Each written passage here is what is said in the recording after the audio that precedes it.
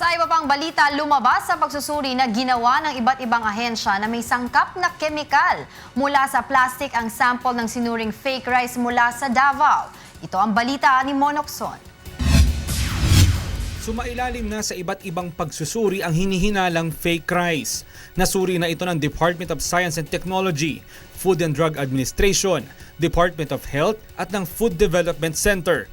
Ayon sa resulta, hindi makakasama sa kalusugan ang nasuring sample ng hinihinalang fake rice kung nakain man ito. Subalit nadiskubre rin sa pagsusuri na ang sample ay may halo na isang kemikal na mula sa PVC o plastic na tinatawag na phthalate. Inaalam na ngayon ng Food Development Center kung gaano kadaming phthalate ang nasa sample upang masagot ang katanungan kung aksidente ba itong naihalo o intentional na nailagay sa hinihinalang fake rice. The last three chemicals are found in the manufacture of tablets and capsules. Yung last three, cedrol, butyl levolinate, and polyvinyl alcohol. So they're generally regarded as safe. It's a phthalate that is now in question.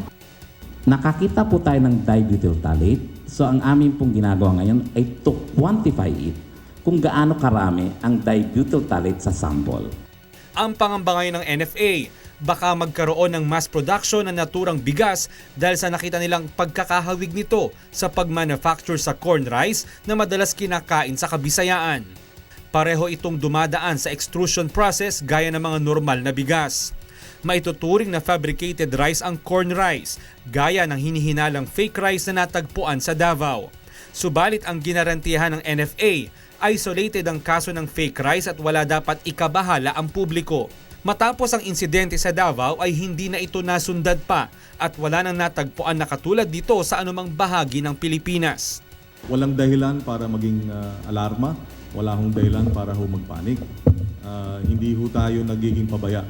Nagpaalala naman ang NFA sa publiko na kung sakaling makakabili ng ganitong uri ng bigas ay wag lang i-post sa social media.